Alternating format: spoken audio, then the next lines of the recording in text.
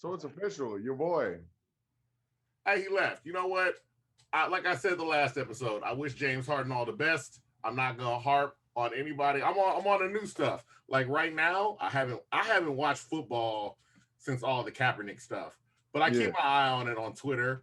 And I'm gonna tell you right now, Houston teams are fighting to be the worst team in the city. I'm Like saying, like, they how you are gonna get fighting. worse?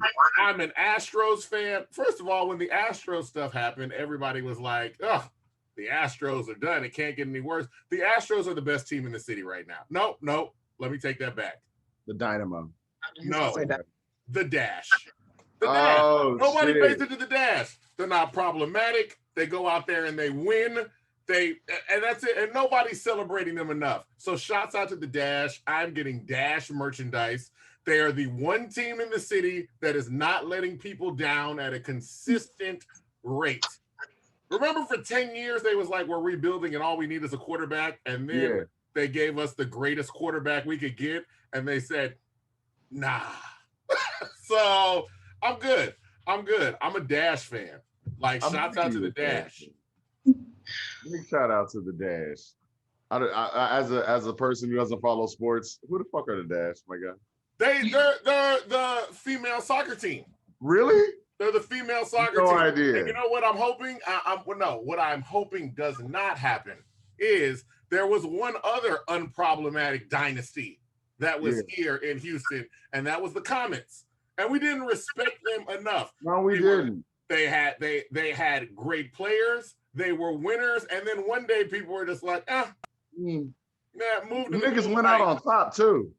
They went out a little. Made more of a stink about the Oilers leaving, and shouts out to the Oilers. The Oilers was trash, but y'all were trash when y'all left. We didn't even like y'all when y'all left. Meanwhile, the Comets left in the middle of the night, and people went, and they were winners. Yeah. They were winners the 5 times, like it was like back to back to back. That's just it. I'm sorry. If you're a true fan of sports, if the only thing stopping you from watching sports is that the girls are playing it, then you don't like sports. You're sexist and you don't like sports. You just don't like the sports. And you gotta support women. Most of all, you gotta support Black women, and Black women are great. But I'm black and ugly as ever. However, I stay Houston down to my socks. Welcome to another episode of In My Humble Opinion podcast, where the opinions are humbled and the words aren't jumbled. I'm your host, Avery Like a Very Nice Guy, also known as Avery Zadius on Instagram and Twitter. Thank you for taking your time out and joining us today. Also joined by our host, my brother, Jess Devon, ladies and gentlemen. That's me. Yay, Jess Devon. Did you freeze? Okay. All right. You can also find him on all socials as Dr. Douglas, and you can find us at My Humble on everything, as well as all the streams. We're on all the DSPs. We're on YouTube. We're on everything. And if you're not familiar with us, we usually spotlight Houston artists. Okay. And really today we have somebody who's been on our show before. Actually, we have 2 people. I got blindsided. I'm not gonna lie to you. No one told me. No one. Like, I'm over here. This is good. This is a surprise and a welcome surprise. That's good. This is a surprise and a welcome. I'm over here like, oh, okay. Wait, hold on. What? All right. So usually I have this long drawn out intro. I'm gonna change it on the fly because number one, this person right here has been on our podcast before, and usually the intros are usually for people who don't really talk that much. She's going, not knocking, so don't take this the wrong way. She's going to give a great interview. All right, she's near and dear to us. She first came to our podcast. She just naturally happened to be pushing the single "Relax," and she came with a remix with Slim Thug and a groundswell of support from the city, proving that if you stay consistent, dreams can come true. She's also the editor of the Forward Times, a fitness enthusiast, recording artist, and a vibe and cultural curator. Her music's in your phone right now with the song and the short film Red Flags, which is perfect because we got to talk about Red Flags. Also with her today, we have coming to In My Humble Opinion for the first time. Okay, we have artist, storyteller, creative director. Yes, I got this from your Instagram. It's literally what you wrote. It's literally, I'm over here I was scrambling. like, you sound pretty prepared to me. Like I'm Fumbles McGee out here. I'm over here scrambling. All right. So we have Lenora and Riot Muse, ladies and gentlemen. Lenora, I love that we're cheering for ourselves, right? yeah. I will say, when both of you popped up, I saw the look in his eye, and he was like, "Oh no, I didn't write her intro because I didn't know she was gonna be here." So he was quiet because I know he was looking up everything right then. But Avery, like a very on the fly guy. oh, he's good. He's good. And the good thing about this too is when you see the visuals that are for Lenora, you are seeing Riot Muse. Like, right.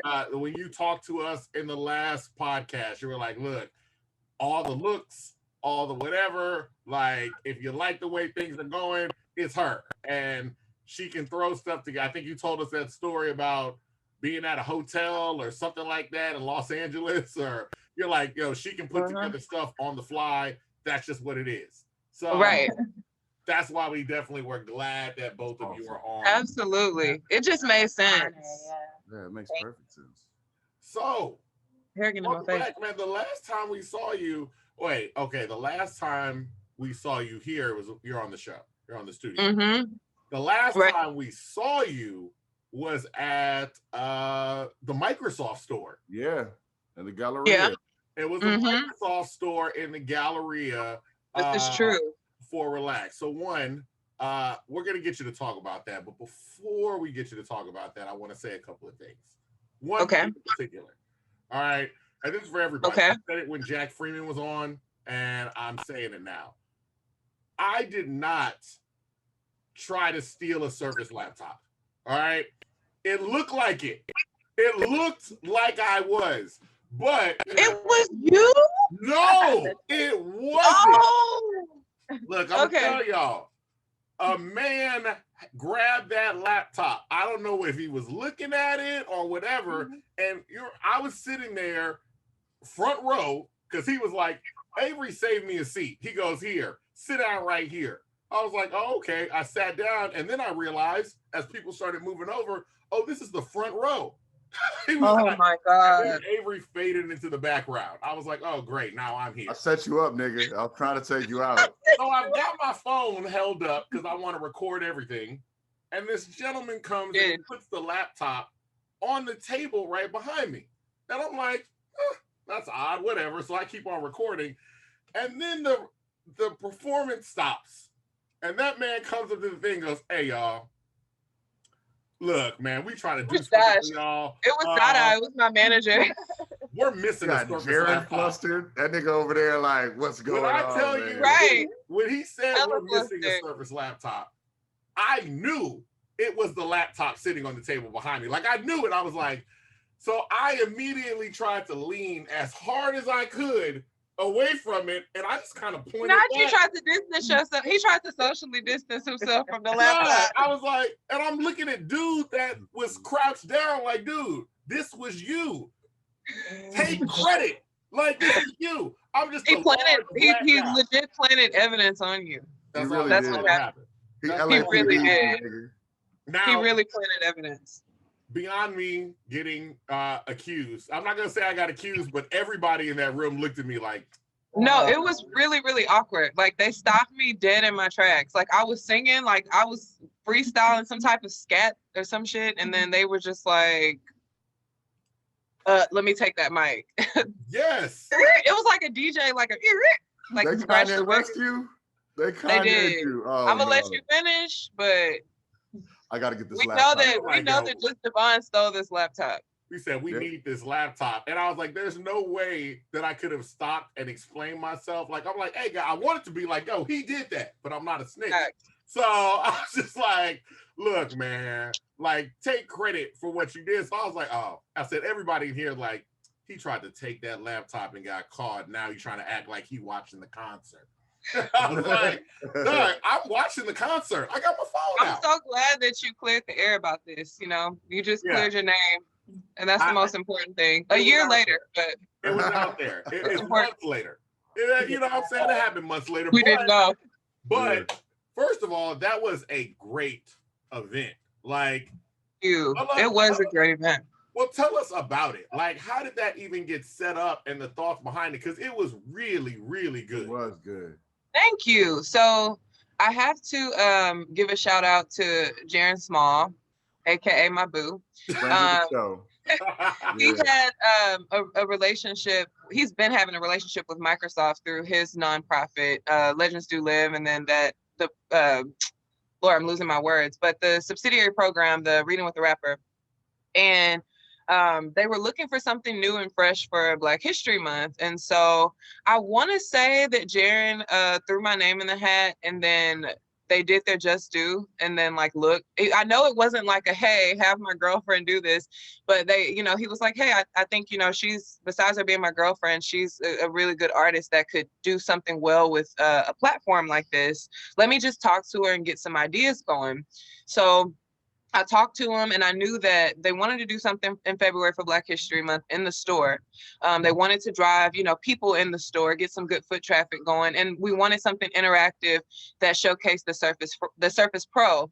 And so, which just Devon stole. Okay, no, but we wanted to like showcase the Surface Pro. So I thought like it would be really cool to do an interactive songwriting workshop and kind of do an invite only. And then of course the people who step into the store get to experience it. And then why not bring in my band on the other side of the wall and do a live concert? So that's what we did. And then of course we surprised everyone by Slim Thug stopping by and doing his verse on Relax. And so it was great, like especially as an indie artist doing something like that, you know, a Black woman, you know, we made history that day, because there's never been an artist, I believe, that's come in the Microsoft store and done that. And I know now there aren't any more physical stores since the pandemic. So we kind of got to do something cool before that was like obsolete. So it was real fun though. It was really, really fun. At first I was like really nervous, like preparing for it. You remember I was like, oh my God, what I'm gonna teach these people. But like once everybody was in there, I was just like, all right, y'all, so this is how we about to do it. And then everybody got to contribute and write their lines and stuff. And it was really funny. Like some of the contributing lines were really, really great. That's what I was gonna bring up. The songwriting thing was awesome, where people were throwing out live. I love that. I don't know where that song. Some people were trying to write a really deep song. Like they were. I was like, where's this song going? But that's the beauty of collaboration. So that was exciting. I want to do something like that again. I don't know if we, you know, how to do that virtually, but that would be really, really cool. Like a songwriting workshop, like that was fun. And then actually we wrote the song together. So I started the song at Microsoft and then let everybody contribute lines to it. And then I picked certain lines and then we went over with the band and performed the song live. So I sang to each instrument what I wanted to hear, what the bass line would be, what I wanted from the guitar, the little, you know, riffs or whatever the case may be. So it was really fun. And it went off without it. Beyond, you know, somebody stealing a Surface laptop, it went off. Someone planting. It was great. Now you talk about the beauty of collaboration. You've got your collaborator right here who makes everything look beautiful. Like Riot Muse. One, how did you connect with Lenora, and why do you continue to put up with her? Because I know that you know you do a lot with her. So what is it about Lenora? Well, we met like 4 years ago in 2017, and I always knew of Lenora, but I didn't know at that time. I didn't see music. I always knew that she sung, but I didn't know that she was doing music. And so I knew with the skills that I have, we could create something really cool. So I ended up reaching out to her, and we met at a Starbucks, and we just kind of like just talked. And then after that, she was just like, hey, just come to my car. I have this single that I want to release, you know, like listen to it. And so as soon as I heard it, I was just like, yo, fireworks went off in my head. I was just like, this is dope. You know what I'm saying? I see this, that, and that. That's the thing about me is like, I'm a person that gets inspired very quickly by little things. And so it was just like a no-brainer to like link both brands together because I was just like, okay, I really want to take what I'm doing right now to the next level. And so we've been working ever since then. And I think the how we're still going is by, like having honest conversations, you know. If it's ugly, we still have it. You know, Gotta work it and we out. just keep going, you know. And I think it's very rare to see, you know, but that's just how we build the, you know, collaborative energy and just continue to build on it. Okay. It's real. Like today, and I feel like we always make our best work when we just are like going with the flow and it's a feeling, you know? Like I know in the beginning, we started out by creating we're in my mom's backyard right now in the patio, and we started off here, and I live one street over actually, but it's just something magical about this house because I grew up in this house, and we started creating the first, you know, campaign, the real rollout that we did, a real campaign with my single H2O in 2018. We did it back here, you know, in this backyard. And so even today I was like, you know what, let's do this interview in the backyard, like let's go around the corner. And so I think it's just always making sure that we just remember why we're doing what we're doing. And especially like Riot said, it's real. It's real conversations. And I think that a lot of times the issue with collaboration is communication. Like a lot of people fall out because of a lack of communication, whether it be that someone is indirect or someone takes something the wrong way, but whatever it is, we know that like we're going to talk through it, and regardless, we've gained a friendship and a sisterhood through working together, and we work really well together.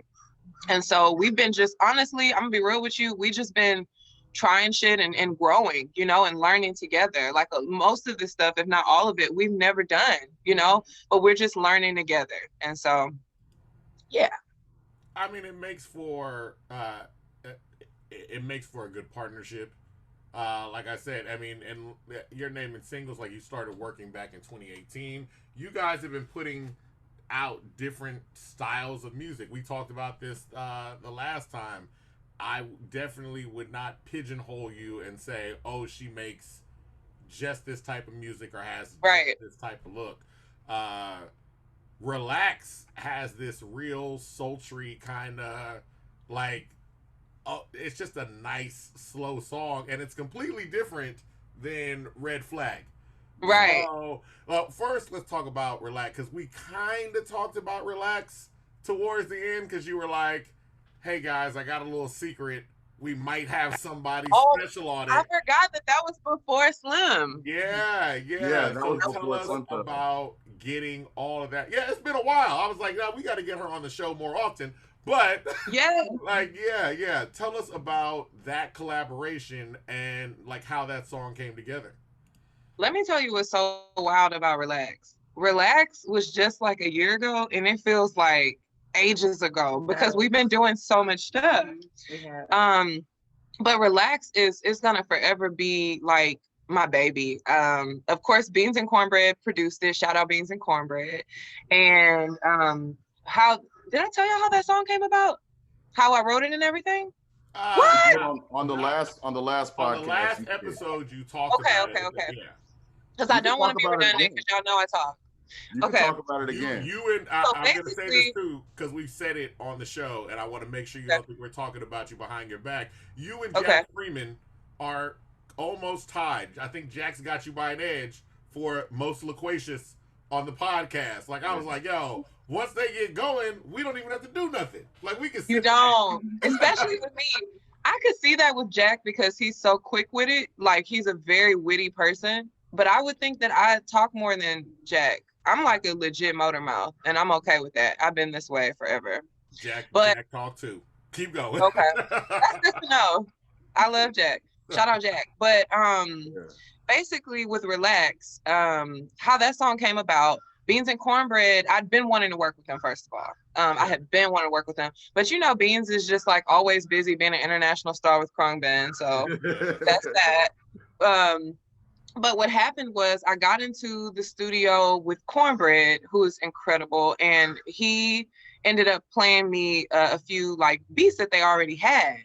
And normally, I'm gonna be real with you, I don't really like beats that like are already made without me in mind or without me present. I like to build that with the producer and kind of construct the song and the bare bones together.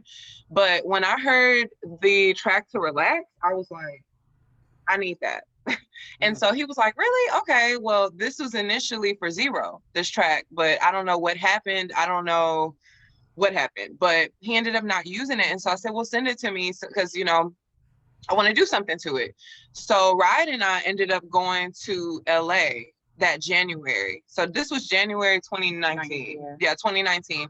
So we went to LA and we ended up hooking up with a songwriter named Dab, who's incredible. He works a lot with a lot of people, but he works very closely with Lucky Day and writes on, you know, all his stuff. And so we ended up meeting randomly in the studio one night and just vibing, like all of us vibed, me, him, Lucky, all of us vibed. And the next day after we met, because we met Saturday night, we were leaving, Riot and I were coming back to Houston Monday because I had to go back to work. And so Sunday, we ended up meeting together. No, Sunday we just hung out. And then Monday, Saturday, we made the song the day we left. Right? Yeah. Okay, so Monday we were leaving to get on the plane, right? The flight was like at 2:00, but there ended up being a layover. And so we check out of our Airbnb, we go to the studio at like 11 a.m. or 12 or something. And Dab and I end up like playing this track in the studio. I had like three or 4 hours before I had to get to the airport because we had a layover. And we just wrote the song together and recorded it like right then. So we probably did Relax in like a couple hours. And then I sent it to Beans and Cornbread, what we did. And Beans was like, yo, I've never had anyone make me want to change my drums up because or change, you know, a track up, period. Yeah. And he was like, I have to change these drums because initially the drums were like a little heavier and he wanted a vibe like the Marvin Gaye, the Come Live With Me, Angel. He wanted that kind of vibe. And so he like changed the drums out, made it a completely different song, it felt like. And thus, you know, Relax was created. And it was one of those records so where like once we finished it, I was like, this is gonna be an undeniable record. Like I call it, remember how I say like ranch and blue cheese? Yes. I love blue cheese, but a lot of people don't like blue cheese. It's an acquired taste. But Relax is my ranch of a record. Like if you don't like Relax, I feel like you just kind of a hater. Like that's really how I feel. Like honestly, because I'm just like, you can't help but hear this song and vibe, you know? Even if you're not even like regardless of what you into, you don't have to just, you know, like incense and peppermint oils to like Relax. Like you gonna vibe with it. But after we did that, I kept telling Riot and Beans and Cornbread, I was like, I want Slim on this record. But keep in mind, I knew Slim, like we followed each other. Of course, he would comment on shit and he would pop into my shows like on some like low key in the back fan type stuff, which would freak me out because I'm just like, what? He popped up at some of my smallest shows, little cafe shows. One, like even at the Microsoft thing, he popped into that. And for Slim to be as tall as he is, to pop, like when he walked in, so stealth. He literally just like smoothly walks in, and everybody, and you're like, I'm gonna bring up somebody, and then people turn around like, oh, there's a tall, slim thug just standing. He's tall as hell. Yeah. So I wanted him to be on it initially, and Beans and Cornbread were both like, you know, I think that it's a strong record, like on your own. I think you can like maybe put him on the remix or something. And I was like, okay. So I put out Relax. Literally, I'm not kidding you. Like I put it out on a Friday. Slim texted me, I want to say that Friday night. Oh, wow. The same night that the song was out, the same day. And he was like, you know, the song is hard. Like he liked it. And I was like, well, that's crazy because I wanted you to be on this song. And he was just like, oh, really? So as soon as I said that, he had his phone and he like was rapping with his phone, recording his laptop or his computer, and he was rapping verses like to show me. And he was immediately like, all right, let's get this feature going. And I actually asked him to change his verse like 3 or 4 times because I was just first he was giving. I know it's like, who do you think you are, girl? Like, Yeah.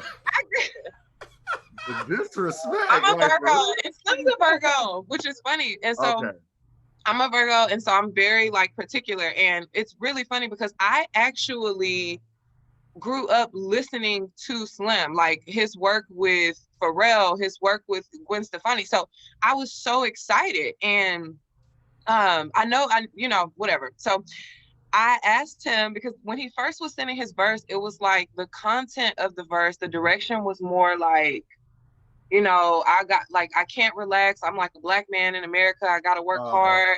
And I was like, Oh, okay. I don't want that. Yeah. I want Sugar Daddy Slim. That's what I want. Yes. You want pop star.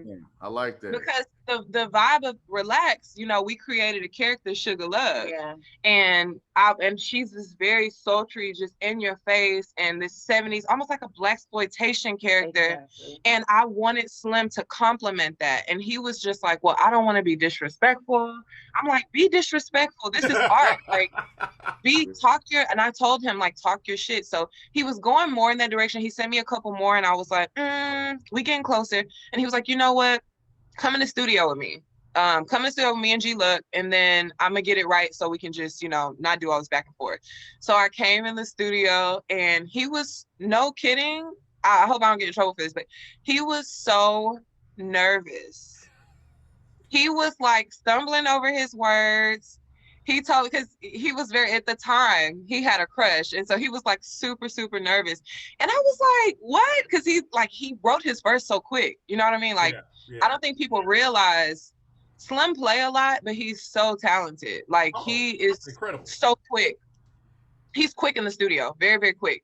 But it just took those couple of like, just blowing the cobwebs off and like getting over the like initial like, but it was really cute. And so once he had his verse like done while we were in the studio, I was like, yeah, this is exciting. And so that's when I got on the show, and I told y'all I had a feature, but I didn't want to confirm. Yeah. And so that's how Relax came about. And then of course, like it kind of his verse on it reintroduced the song to a lot of people because of course he's Slim Thug. So I'm super grateful to him, and I love him. He's a great guy, and just a great friend, and almost like a mentor, in this game. That's fantastic. That whole story, I'm trying to picture Zero on the original Relax though. I wonder how it would go. How was that going? Like, how it's gonna go? I don't know. I know he would have sang on it, and it would have been. Yeah, he would have sang his ass off. He really be singing. Oh, yeah. He does. It'd have been a Rother banjo song. He'd have did Rother on it. He'd have really sang it. He would have. Y'all niggas are sipping mimosas right now? We really are. Y'all living life, man. Listen, because I had told Devon, I'm like, look, we need to take shots on this Zoom call. Because I be about that life. But I was like, it's way too early. It is too early. So we just had a little Chandon, little orange juice. That's sweet. It works. On Martin Luther King Day. That's good. Listen, shout out MLK. And thank you for all that you do for us. Absolutely. Now, that goes, we went from Relaxed, and now let's talk about the most recent single. Okay, so we're gonna skip Cool. We're gonna skip Part-Time Lover. We're gonna go to Red Flag. Okay, really? Well, okay. No. I have to plug my songs. Yeah. No. You can hear the shade in her voice. This past year. I try to work out a time. We didn't have released Cool. Cool was the one where you were out in the country, right? Cool. Cool. Okay then. Let's go back. Let's talk about. I see you getting me in order. All right, so let's go back and I'm like, do this interview right. It's Virgo. Let's talk about all of it. So Cool. Let's talk about Cool then. Cool. So Cool. So Beans and Cornbread also produced Cool. Now, what was supposed to happen? Because, you know, Relax was released 2019. Yeah, Relax was released December of 2019. Cool was released May of 2020. Okay. Now, what was supposed to happen was I really wanted to get a project in with Beans and Cornbread. This is exclusive information, but y'all know I always end up telling y'all more than I tell anybody. I like that. But I really wanted to get a project in with Beans and Cornbread, but a whole pandemic happened. And we were just trying to figure out like what the fuck. So we were like, okay, maybe not a project right now, but at the very least, like, let's get back in the studio and let's do another record. Let's see what happens. So that's how Cool was born. And that record we actually built from scratch. That was us, you know, meeting up. We would meet, which is really interesting to me because I don't know any other producers that like to work in the morning, but Beans and he was actually kind of squeezing me in because they were finishing up the album for Khruangbin. And they were in a really crazy studio schedule to turn the album into the label.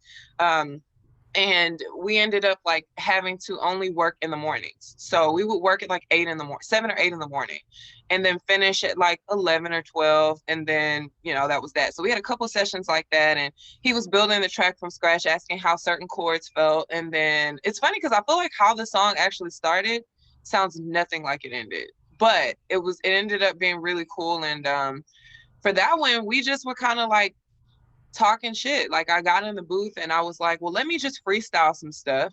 Because when he was making the beat, it sounded like rap to me. Like that's what the song called for.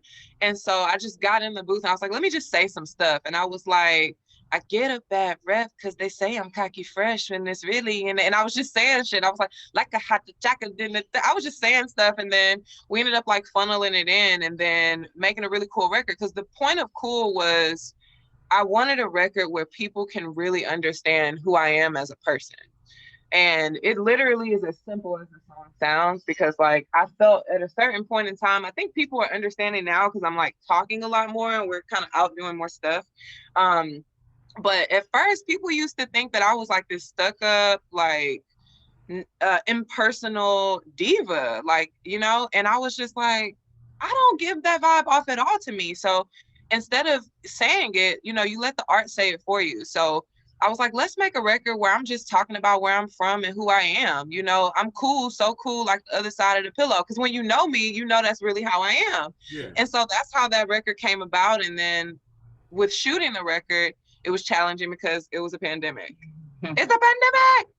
So we were like, what can we do like to give a, you know, a really thoughtful visual that we're proud of, but utilize the resources that we have. This fly is giving my I thought, you know, this is not here.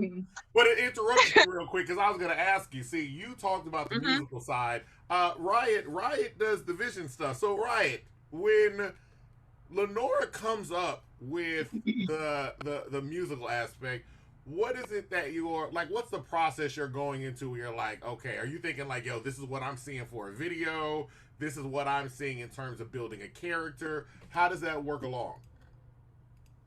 Well, I'll go back to Relax because that seems to be what everybody gravitates towards. When we were building, it was more about what the sound was like. And so I channeled that era of sound. And I mean, Lenora's vibe is already 70s funk. So you get that energy when she's around. So it was a no-brainer for us to like really create something very relatable and iconic, like with the onesie, the afro. Yeah. Oh, wait. So tell us about the Relax portion. Right.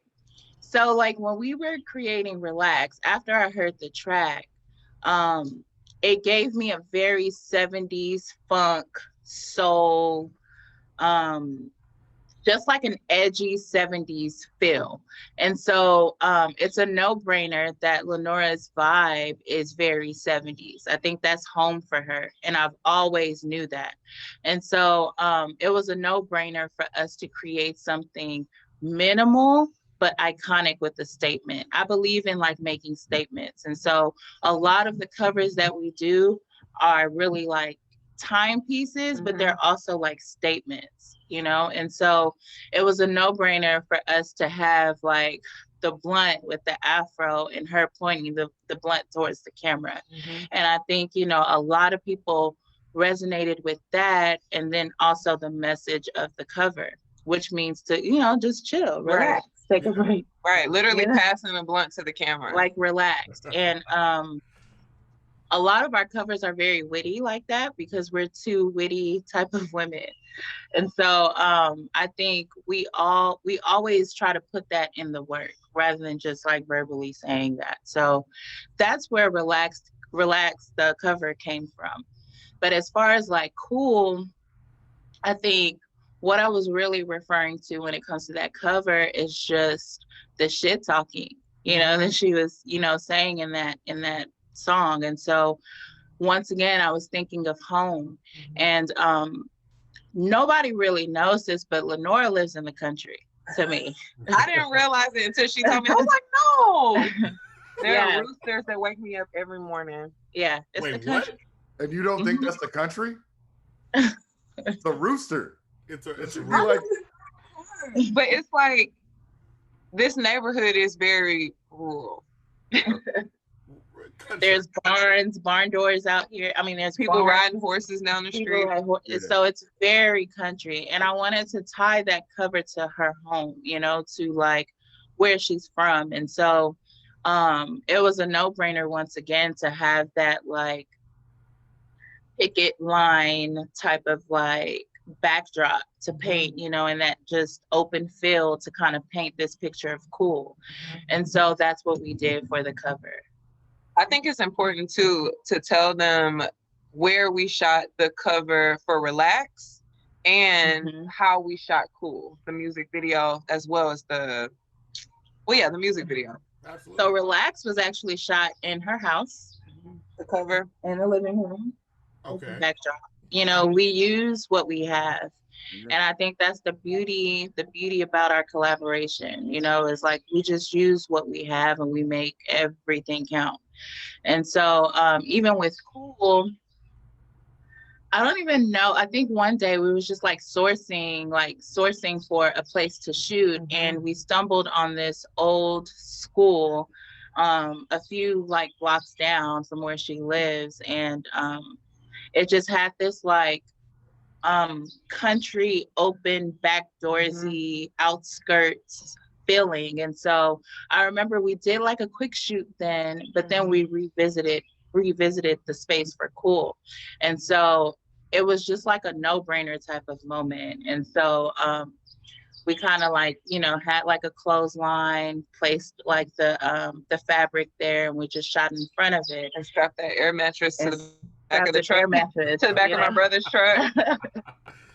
And so everything is like almost a reference to the song, the lyrics. You know, when I think of like everything that we've done so far, it all goes back into the lyrics and the story that she's telling. So it's nothing thought of in thin air. You know, it's always tying back to the music, the sound, the era, all of that. So, and then, so even outside of that space that we shot at for Cool, there's this there's this big ranch that's like close by. And I think like we were like trying to investigate further. And so we went inside this ranch, and the owners kind of saw us trespassing, and they was just like, hey, what are you guys doing here? And we was just like, oh, we're just shooting. And he was like, well, why don't you come inside? And so once we come inside, it's like this whole amusement park ranch, literally. It's huge. And so Black owned. Oh, wow. And we were just like, I think this can serve as something greater for what we're about to do. And that's when we shot the music video. And we shot the whole music video for Cool on an iPhone. I don't think a lot of people realize that. The entire music video for Cool is shot on an iPhone. Let's go. You got you and Corey, like we interviewed Corey Terry. He's a videographer also here in Houston. and he does everything on iPhone. Mm. And people will always be like, "Oh, what camera are you using?" He's like, "An iPhone like 5 and the new iPhone." Not a phone. He has Yeah. 2 iPhones that he shoots it with. Oh, okay. Down one to actually do the recording. So Oh, you can do nice. a lot. You can do a lot with the Yeah, you iPhone. can. Yeah. Yeah. And Also, you really can. and this is just complete side note. So you guys were trespassing at a house, just a random spot, and people came out and said, "Hey, come on in," and y'all went in. They were I like, just what are want to y'all point that doing? out. Yeah. because Right. this It was sounds like a the what are y'all beginning of a doing there movie. moment first. It's like, so the place that Riot said, the old school, it was like an abandoned school, right?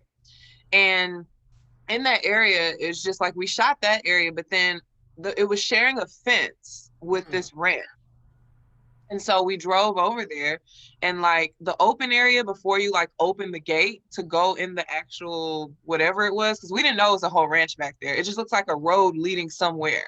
Yeah. But we shot in front of the gate, right? Because there was like this old saloon and like these like some fences with horses on the back. So we were like, well, let's try to capture as much content as we can up here, you know, and see what happens. But then the owner had cameras and saw us, and he was like, yeah, people told us that y'all were shooting. Like, what are y'all doing? It's like this older black man. And then like we told him what we were doing, and he was like, well, I got a lot of stuff like back here. So y'all like, if you have some time, come on, like let me show you the rest of the ranch. And we were like, okay. And so yeah, we ended up like building a relationship with him, and like the ranch it's beautiful, it's huge, but you could tell it needed a little bit of like TLC, like he hadn't been using it. But he ended up like they cleaned the whole ranch for us to shoot the music video. Oh, wow. And like it took some work, some elbow grease. Because at first I volunteered us. I was like, well, maybe like a couple days we can come up here, and like they like the whole team were looking at me like, bitch, we're not doing that. I won't be doing that. But they ended up doing it for us. So really sweet. So after Cool, so we did Relax and Cool. And then from there, we already had the album done. That's the thing. We did the whole album with Polyester the Saint in LA, and we recorded it over one span, like 1 year, a 1 year span. Sorry. So over January 2019 and January 2020, we finished this album. And I've never had an album or a body of work besides like mixtapes in college. So I was just like, this is different. This is interesting. And Polly, of course, is like super well versed and amazing and does that. He's an OG, but at the same time, he had never done anything like what we did.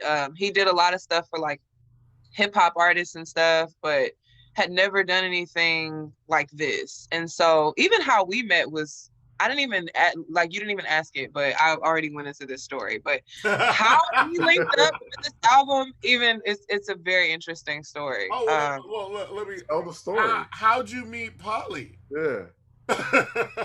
Okay, so what happened was, at one point, I was working with DJ Mr. Rogers. Yeah. And I asked him, because Riot and I were gonna go to LA January 2019. And we, at that time, I'm not gonna lie to you, like we had an idea of what we wanted to do, right? We had a plan. We just didn't know how the plan was gonna actually get to plan it, like how the plan was gonna get executed, rather, right? Okay. So we were like, okay, I asked Rogers, I'm like, obviously I want to get some records done while I'm in LA. Do you know of anyone, like a producer, that would work well with me in LA? He was like, yeah, my boy, like Polly. And I was like, oh, okay. And so I ended up like going through his following list, like real creepy. And then like looking up Polly's name, listening to his stuff. And I was like, oh shit, like he has this like G-funk kind of vibe. And this is kind of where I want to go right now. I want to make some fun music, some like up tempos, I want something fun. It's the space I was in. And so I was like, okay, well, he seems really great. Like, can you connect us? And he was like, yeah.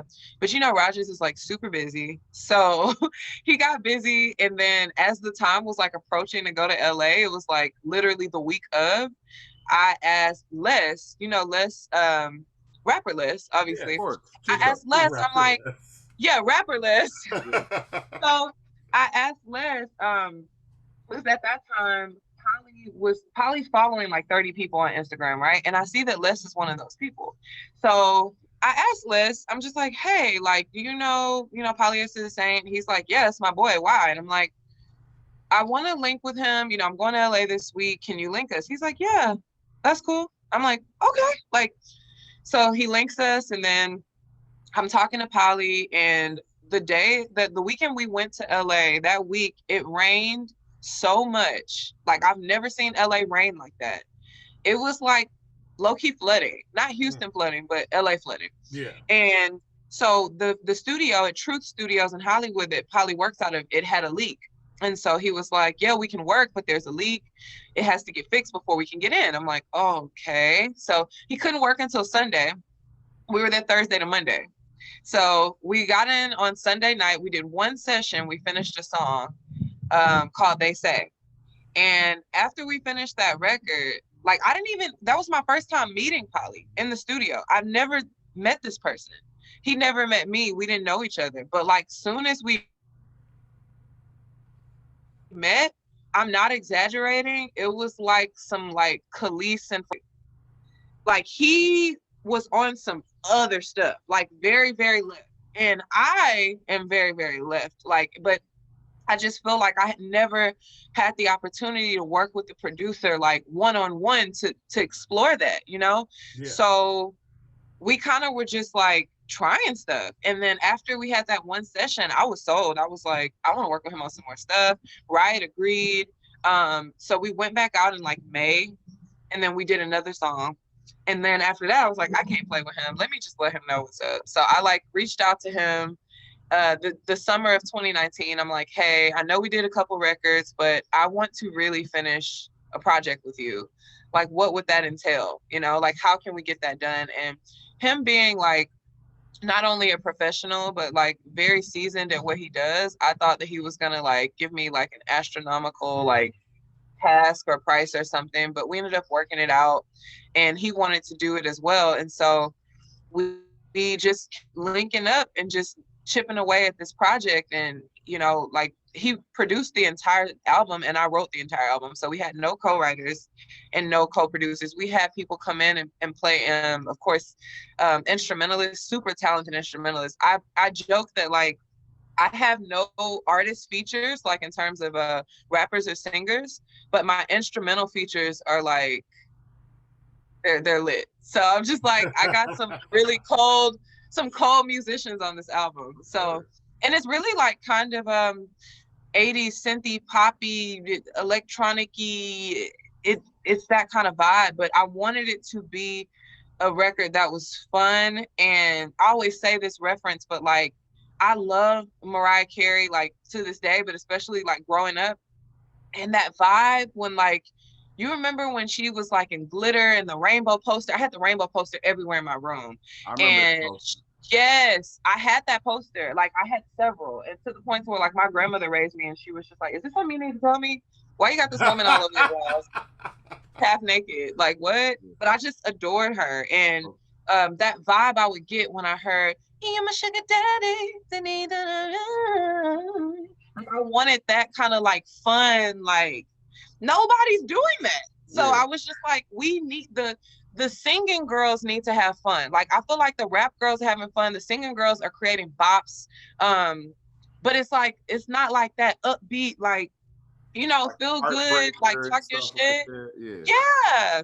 So that's what we did. And so it's a really, really fun project. And so I'm really, really excited about it. It's the first one. It's a debut.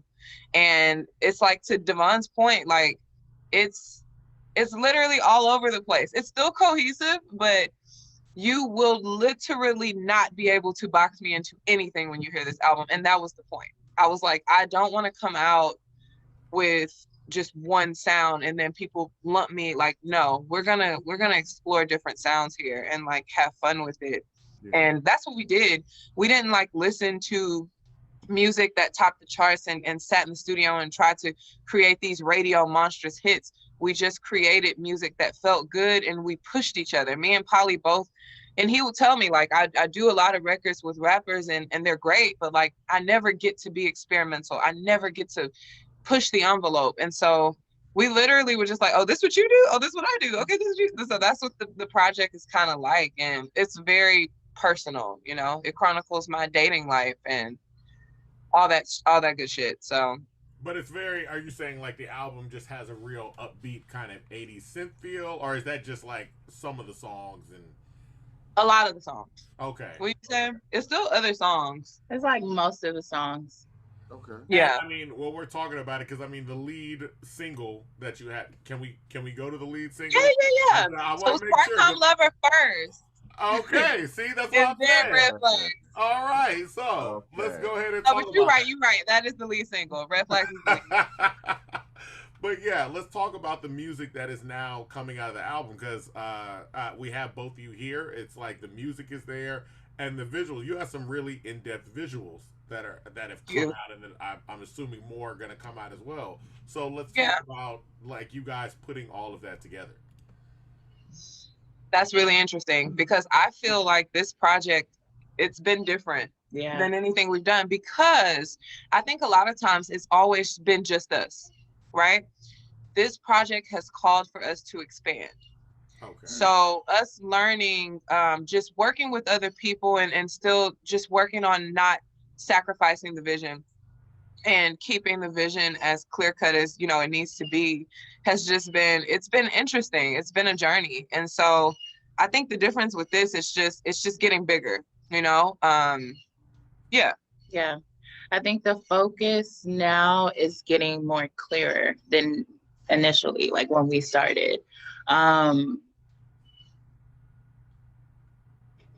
We just had so many like I would call them good milestones, you know, with this project. But we've been learning how to collaborate more and just like build with people who see the same vision we see. Right. And I think that was like the hardest thing to do when we first started. It was just like, okay, who do we give this idea to that can execute what we're trying to say? Right. You know, because the sound is so unique. We don't want to box that in visually, you know? And so,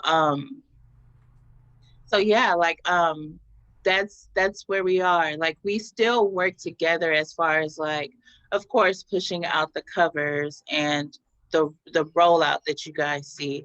But we wanted to take it to the next level by incorporating music videos. Mm-hmm. And so that's where like most of our collaboration type of effort goes, comes about. Mm-hmm.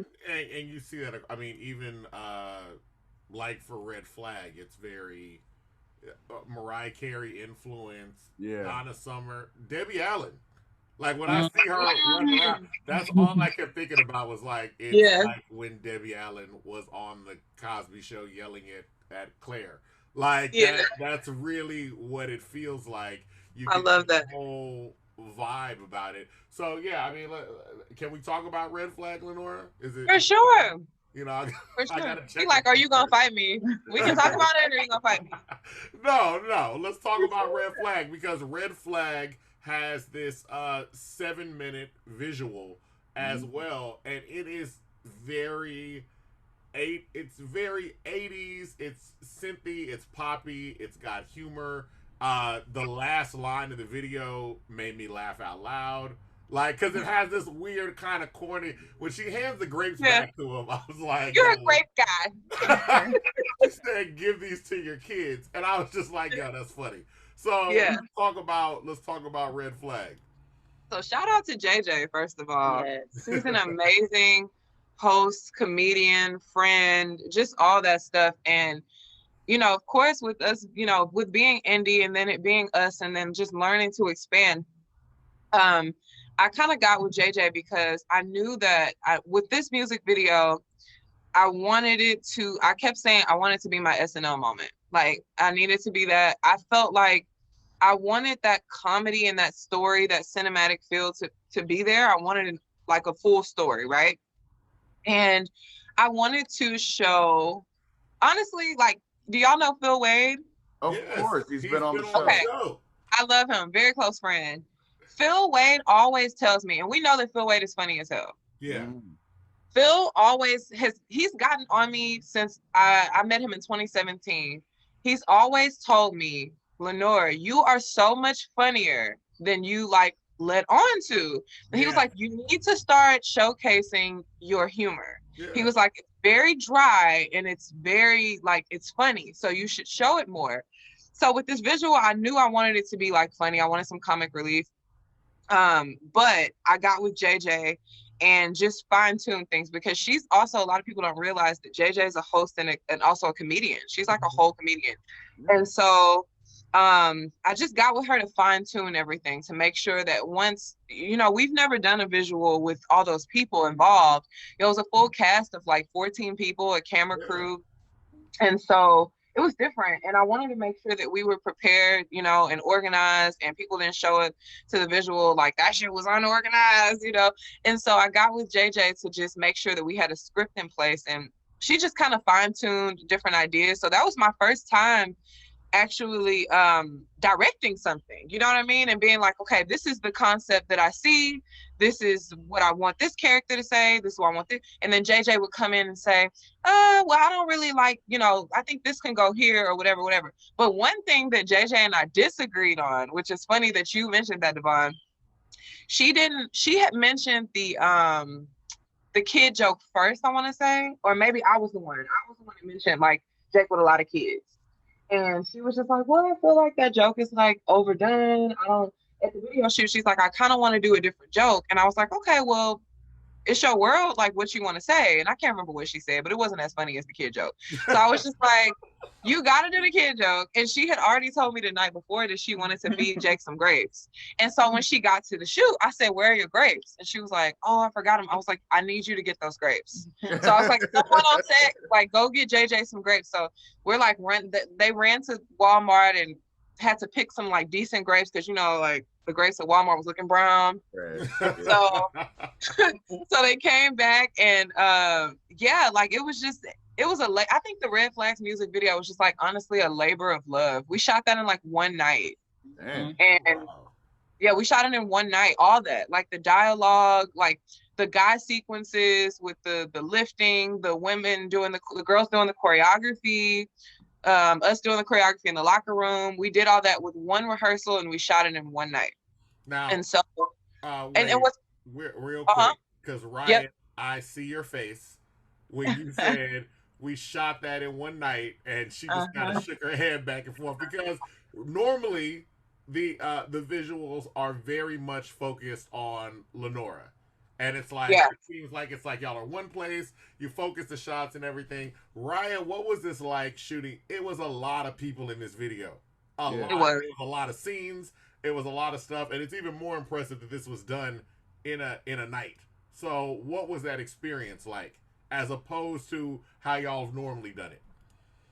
It was fun. It was fun. I think because everybody knew what they were doing, made the process that much more easier to accomplish. It was fun. It was easy. Now, would I recommend a video in one night? Probably not, because we had a very rough, morning the next morning, because we had another shoot. Yeah, and so it was fun, regardless of like the timing, but it was fun. It was dope to do, and it was dope to see, like, on a collaboration level, what everybody can do. Absolutely. Okay. I agree with that.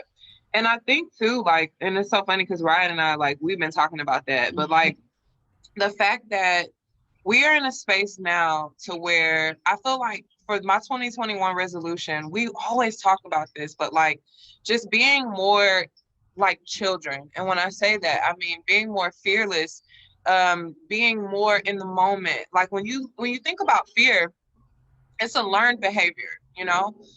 Adults learn fear. Adults learn embarrassment. Kids are not embarrassed and they're not fearful because they haven't learned that, you know, like they're just doing their thing. You ask a kid, like, go right there and then like go dance, and you know, and it's a room full of people, they're just gonna do it, whatever. But an adult, they may be like, it's all these people in here. I'm not doing that. Yeah. So when I say that, it's like before this, and I don't know what day it was or what it was that just made me feel differently, but like Riot can tell you, I would have these ideas, right? We would still obviously be getting stuff done, but I would have bigger ideas. And I would talk myself out of them before I would even begin, because I would be like, that's too much, you know? But now I don't do that anymore, because all we can do is just put one foot in front of the other and just knock it out and chip away at it at a time. Like, and I say that to say, the Red Flags music video, I would have talked myself out of that before I even began, probably last year. Honestly, wow. I would have diminished it and figured out a way to where it's only me and maybe a couple girls or something smaller, you know? But this time, I just think I'm honestly so proud of us, because we don't do that anymore. We have an idea and we get it done. Any means necessary. We don't have a big machine. We don't have a big team that we report to. Like, there are always moving parts, but I'm gonna be transparent with y'all, we are always like really kind of the only constant ones. So it's hard, but it's so worth it. And I think the most important thing is that we see the bigger picture. Yeah. You know, like everything that we do, we're doing it for the bigger picture. Mm-hmm. And I knew that with Red Flags, I was like, okay, like this needs to be big because the sound is big, you know, like it needs to be as big as we can take it. Because at the time, everybody was, you know, of course, like we talked about before, kind of pigeonholing me into neo soul, which is fine. Neo soul is an amazing genre, you know what I mean? But I know that I'm not a neo soul artist. And I was just like, okay, this record to me is more Bruno and Lizzo. So we have to make it big like that, as big as we can make it, you know? Mm-hmm. And that, I'm gonna be real with y'all, that is where I'm shooting.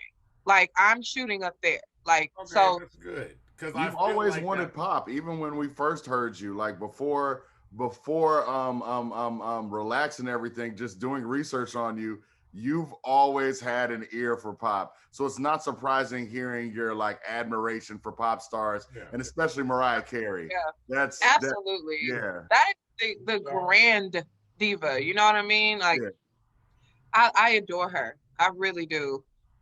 And even, you know, her writings. I don't think as many people realize, you know, as a writer, just how prolific she is. And so she wrote one of the best Christmas songs of all time. Exactly. You know what I'm saying? Yeah. Best Christmas album. So that's why, like, even with this album, you know, it's called Girls. It was important to write the whole album. I was like, regardless, like, I need my voice on this. I need my pen, and this is for girls. And who better to write, you know, sort of an ode and an open letter to girls, chronicling the kind of things that I've been through, but still ending up, and you get through the album, it's like, oh, she's okay though, you know. Yeah. And who better than you know, myself to tell my story for other girls. Yeah, absolutely. Do you ever feel, because the thing about with pop music, it's almost like it doesn't work until it works. You know what I mean? Mm-hmm. Like if you, I am sure. No, first of all, not I'm sure. I know it's facts because she said it, and Bruno, Lizzo said it. Bruno said it. You're following along the path. You go back and look at their music. They didn't change. It's people finally woke up. And so it's one of those things where it's like, if you had said, hey, there's a girl coming out of Houston and she does pop music and she plays the flute, and you'd have been like, oh, okay, whatever. And then a year later, it's like, oh my God, y'all know Lizzo? So what is that like, staying along your path in terms of, I'm doing a pop sound when people want me to do neo soul, or I know people have had to been like, you should do Relax. Like, I would love to hear. Like, what are you gonna do? I would be the one that's always fighting for pop. Always. Yeah. Because I'm just like, y'all have not seen what she can do. Like, there would be like little jingles she would send me, and I'm like, this is not normal. You know? Like, this is less. You know what I'm saying? And that's her. Yeah. You know what I'm saying? And what she sends me is her in her honest, true form. Yeah. And it's not always neo soul. Yeah. It's not. Yeah. So Right. I think we're waking people up to what she can do with this, with this project. And to be real with you, I'm gonna be 100% real with you. I don't see it as like, I don't want to say I don't see it as pop, but it's like, I just see it as like, I honestly just create what feels real to me. Like, I create what I want to create. And I think that I sort of have, honestly, musical ADHD. I love to create new sounds. I really do. So, like every album that I create, it's going to sound like me. It's still going to have a home, like a nucleus, that feels like me. But I'm always inspired by new things. You know what I mean? So it just depends. But I think it's important to look at what pop music is. I think that when people say pop, they think of bubblegum pop or, you know what I mean? Yes. But all pop means is popular music. Exactly. So I don't feel a way about pigeonholing myself to be pop or be soul I feel like Relax is pop because it's a popular sound that people gravitate towards. Yeah. I just think that when people hear certain instrumentation and the vibe of a song being slower and it's a smoker's anthem and it has the vibe of Houston, that it feels like neo soul to them. And who am I to tell you? And I had to get in that place where I'm like, who am I to tell you that it's not that, if that's how you feel it is, People may hear this album and feel like it's something else, but I feel like pop music is just popular music. It doesn't lend itself to one particular sound to me. And that changes with the landscape of what people are listening to. I mean, Mars does New Jack Swing music to me, and when New Jack Swing was we listened to it, but I don't think people were like, "Oh, this is pop music," you know what I mean? But he's running around looking like Jimmy Jam and Terry Lewis and Morris Day in the time. So it is a thing where it's like, it's just, okay, so now that more people are listening to it, okay, now this is pop. You know what I mean? Now it's popular. And so that's all it signifies. Yeah. So that's why I think I had to realize, and it was hard for me because I'm not gonna lie, every time people would call me a neo soul artist, I felt like it was like a voodoo doll. Somebody was sticking pins in that shit. And I was like, ugh, like, no. But now I'm just like, it's kind of not my business what people classify this music as. I just hope that people just keep listening. And that's the thing, like with the Girls album, I'm gonna be real with y'all. Like, I knew that it took a chance with that. I knew that it was left, and I knew that it was very bold for that to be my debut album because when you hear it, it sounds like No One Out. Mm-hmm. Honestly, it sounds like nothing and no one out. And we knew, and I remember I had told Riot, I was like, damn, like this shit may go over people's heads. And she was like, and it is. And so what? I would rather have people completely hate something that I do than to be indifferent about it. And I think I had to realize that about myself. I was like, I would rather that, because as long as it's not only authentic, but as long as that shit jam, like, or have everybody love something that you hate. Like, you're like, yo, I got to do this song again. I don't even like this song. You know what I mean? Facts. So, facts. So, I mean, you were getting into it, but I mean, Girls, tell us about your debut album, because this is your debut. People have heard music from you. You've been on the radio, all that thing, but this is your first album. This is your representation. So tell us about that and what this album means. I can't believe that this album is coming out next Wednesday. I feel like as we're talking, I keep looking at this date right here, and I'm just like, oh my God, it's coming on the 27th. Coming on the 27th. Oh my God. Like, yeah, it's coming on the 27th, and I'm honestly so excited about it. I think at first, of course you're nervous because it's my first one, and it is very different, and it is a risk. We took a risk with this project, and I also think that, especially waiting till now, because it's been, we finished it last year right before the pandemic, but I was nervous about putting it out at that time because, of course, we didn't know what was going to happen, and I felt like it was outside music. Yeah.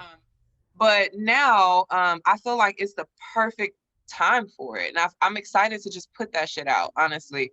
And like I said, it's an album that chronicles not only just my dating life, but my life as a young woman. And it's like I know Riot always calls it a coming of age story. And you can hear my whole phase. You can hear when I met Jaren. You can hear when Jaren pissed me off. You can hear when we was good again. Like, you can hear all of you will hear all of those things. And it's a very very honest album. And I'm so proud of that. Like, we even smack dab have a blues ballad in there. Like, that is crazy. Yeah. And funny story about that blues ballad. This is also an exclusive story. But the last time we were in LA was last January to finish the album, right? And we had this one more song, and it was the one I'm telling y'all about, the ballad. Because I kept telling Polly, I'm like, I need a ballad, we need a ballad, we need a ballad, we need a ballad. Because we got all this up-tempo, but like, I soar like vocally at ballads, you know? So we need a ballad. And we had stepped out of the studio. I feel like I like stepped out to like smoke a joint or something. And when I came back in, they were playing this ballad, and I said, who that's for? And it was like, it's the ballad, it's for you, we working on it. I'm like, this is vastly different, but I fuck with it. Yeah. So I actually like freestyled that ballad. And like, I took a shot of whiskey, went in the booth, and I was like, this is kind of one of the records, you know, it's one of them Etta James wailing kind of records. And so I knew it was like an open verse right there after what I did. And it was like an open space. And Polly and Nick, the owner of True Studios, were like, we should put a male feature on this. And they said it was a blues singer that they know who's incredible. But I was like, I don't want a man voice on this. I don't want that. And so I kept telling them, I want an electric guitar solo right there. Yes. I want somebody to go crazy. And then they were like, so blues guitar. I was like, no, electric. And they're like, so we know somebody else who can play the mandolin or something. I'm like, no, mandolin. I want electric guitar. They didn't say the mandolin. I'm exaggerating. And so I needed this one solo. And so I was like, okay, I don't want to hold up the process. At the very least, I'll take it back to Houston. I know a ton of great players here. I'll find somebody to do it. It's the only thing we need for the rest of the album, right? So we're leaving town on Monday. We always leave in LA on a Monday. So Sunday is Super Bowl Sunday, right? While we're there, because it's end of January going into February. We end up, a good friend of ours, Josh Dean, invites us to a Super Bowl party. He just gives us an address. So we're like, okay, cool. Driving the rental up these like hills and valleys and shit. And then we park the car. Somebody comes out to get us, walks us in the house. We get in the kitchen. We look to the left. Oh shit, there's Janelle Monae on the couch. We're in Janelle Monae's house. Cool. All right. Fine. Whatever. Stranger things have happened to us. So we're like, all right, cool. So we're just talking to everyone, and everyone's really, really sweet. And, you know, even to this day, like, we met really, really great people from there that, you know, we just will love forever. But Janelle is on vocal rest, by the way, because she is opening the Oscars with that crazy performance she did the following like week. So she's on vocal rest, but oh shit, my computer keeps going to sleep. Oh no, one sec. We can still okay. So she's on vocal rest, and we still had this crazy moment in the kitchen where she was like silent, but we're like looking at each other's eyes, holding each other's hands, having a moment. But that's another story. So there's this guy who walks into her house. He has like this bob haircut, and he looks like a black beetle, literally. His energy is iconic. He gives me a Jackson. Like, he is iconic, right? Mm-hmm. And I didn't know who this guy was, but I was like, he does something, and we know it. So I asked Bueno, that's what happened. Mm-hmm. I asked Bueno, one of our friends who's a guitarist, and a brilliant tour guitarist. I asked him, I'm like, hey, I need this electric guitar solo. Do you think you could do it before I leave town? I know it's a lot to ask. We leave tomorrow. He was like, I mean, I could, but that's who you need to talk to. And he points to the Black Beetle. And I'm like, he looks really important. I don't know him. And he was like, no, let me introduce you. His name's Kalindo. He's incredible. So I meet Kalindo, right? Kalindo's talking to me. He's the sweetest man ever. He's a Virgo as well. So we're talking and I'm just like, so I have this song and it's the last thing on my album. It just needs an electric guitar solo. It's maybe like 16 bars, but I just need that. And then that's it. Would you do it? And he's like, yeah, sure. When? I'm like, tonight? He's like, yeah. Can I ride with you to the studio? I'm like, nigga, yes. So then like the night's going on, we end up like about to go to the studio to finish. And he was like, would you mind if like I stayed a little longer with my friends? And I'm like, no. He's like, well, I can just get a lift to the studio. I'm like, okay, I'll get your lift. Like it's nothing. So we left. I thought, and I know Riot knows I thought this, I thought he wasn't gonna show up. I thought he was just not gonna show up. And he ends up texting me, like, I'm finished, like you can, you know, I'm at my hotel. So I send his Uber over. He lays his guitar solo, kills it in like one take, makes the song a whole different song. And then I find out he's like Janelle's lead guitarist and co-composer. He wrote every song with her, like Tightrope, Cold War, everything. And he opened the Oscars with her the following week. You could see them like their heads together in the shot, and he's playing the guitar, and like he's all over her page. And so I was just like, oh my God, this is so epic. And like to this day, he's, you know, he's our friend. He's super sweet. Like he's on the album. Patrick, who plays the bass in the Internet Band, is playing on a couple of records. Like it's incredible. Great to hear this album, man. You've been working on this for debut album. And so I'm like, I have no vocal features, but like the players on this thing, you know, I have even Diamond Ortiz, who a lot of people may not know him down south, but on the West Coast, like he's the talk box king. He's a legend. And so I have him on it. You know, we're not gonna have nothing G-Funk or 80 synth without talk box. So he's on the record. We got a guy named John, who's incredible on the guitar. Polly is a legend. So it's crazy. I'm super excited. Okay. So, and this comes out next week. Now, for people that are coming out, you know, this episode is going to come out a little bit after that. So please go back and go stream this. Dream Girls. Yeah, Dream Girls. Now, and the funny thing about Girls, and it's interesting, and I know it's probably because y'all are guys, y'all ask me nothing about my hair, but it's a different look than you've normally seen. Okay. You know what I'm saying? What would y'all call this hairstyle? No, the funny thing is, I was like, oh, okay, she did something. First of all, it's not because we're guys. We've seen you multiple times, and you've had multiple hairstyles. There you go. That's true. A lot. So I was like, yo, Lenora she changed her hair a lot. Like, oh, all right. Dude. So yeah, that was it. But what is significant about this style right now? So if you didn't get a chance to check out, we did an announcement for the Girls album, and it introduced two new characters, and then the character everyone usually sees, which is me, Lenora, with the, you know, sandy bangs and the kind of shag. But with this project, I felt like when I wrote it, it was like I was in different spaces, if that makes sense. So there was me, central me, Lenny, and then I had like a light side and then like a dark side. And so we knew that we wanted to play around with different looks for this project. And I'm notorious for naming my wigs. So I named my normal wig Lenny.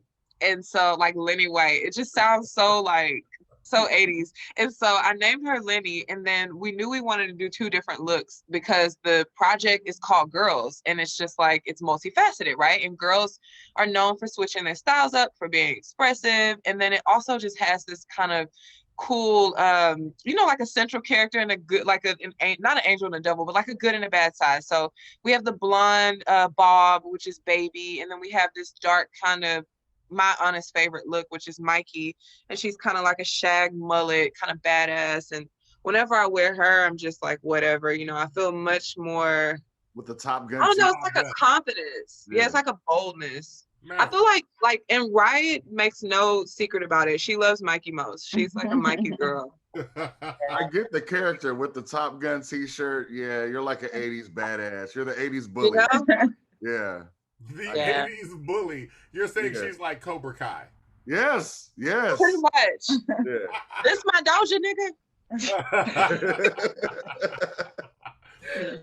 Now, we got girls coming out next week. Also, I mean, just let people know like where they can find the album, where they can find, and where they can find both of you.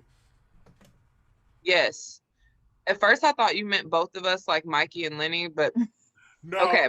I mean, you and Ryan. You can find Lenny, Mikey, and Baby at Sincerely Lenora on all platforms: Twitter, Instagram, Facebook, everything. It's Sincerely Lenora.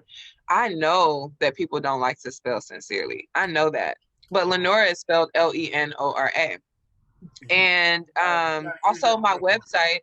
Yep. www.everythinglenora.com. That's a new development. We didn't have a website last time. You did not. But Girls is coming up in the world. You know what I'm saying? So, and then of course the Girls album is going to be available everywhere. January 27th is going to be available for pre-order. Oh, it's going to be after that. So it'll be available for pre-order January 20th, which is in a couple days, and it'll be available everywhere January 27th. That's awesome. That's awesome. And Riot Muse. Yes, you can find me on Insta at Riot Muse. That's it. On her website. She been riotmuse.com. She been had a website. Riot Muse is very quiet. Like, you know, I mean, she does the background stuff, but she puts all the visuals and stuff. Yeah. And I promise you, the next time I see you at a dinner, I'm not gonna run up on you and be like, You should. You should. I'll do it. We're in that place now. I won't yell the next time. You know what I mean? I'll just be like, how's it going? You remember me. It's all good. It's all good. It was so much going on. I was just like, what's happening? It was a good dinner.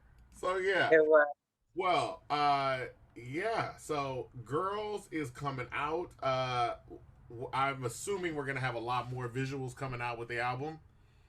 We are. It's a very visual album. Mm-hmm. And we knew that. So the whole time that we were creating the album, Riot was in the studio. She's that type of person. Like, she's that girl. She's that artist where, like, she's present to know not only the process of the record being made, but just the feeling, right? So, like, she can feel even as I'm writing and stuff. And it's like, okay, like, I got it, you know? So it's a very visual album. We'll definitely have another visual out soon. Mm-hmm. May or may not be out at the time of the album release. Oh, okay. May or may not be a different look. Okay. Well, we shall see. Well, we're gonna find out. We're gonna find out. We are gonna find out. All right. Well, that was another good interview with In My Humble Opinion podcast. We've had Sincerely Lenora with us. I used to call her Simply Lenora. I got it fucked up. But it's Sincerely Lenora. Formerly known as Who the F is Lenora. And we also have Riot Muse that came through with us. It was another good day. We want to thank you guys for coming, joining us, and just checking us out. Once again, In My Humble Opinion podcast, I've been your host, Avery Like a Very Nice Guy, and our other hosts, Jess Devon, ladies and gentlemen. Humbly yours, In My Humble Opinion podcast. Thank you and good night. Ba-bang. I'm Batman.